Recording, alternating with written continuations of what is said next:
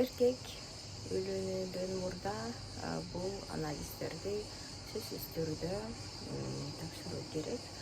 Булар үчөө негизгиси.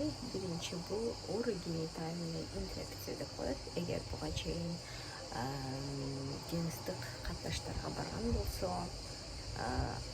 анда сөзсүз түрдө бул анализди бериши керек. Экинчиси бул деген состояние сперматозоидов. Спермограмма деген себебинде азыркы учурда жаш эркек балдардын абдан көп сперматозоид ослабленный болуп, ушундай бир көбөйлөрү көп болуп атат. Ошондой эле үчүнчү бул УЗИ мошонки деп коет. Ошол жердеги жумурткалардын состояниясын көрүп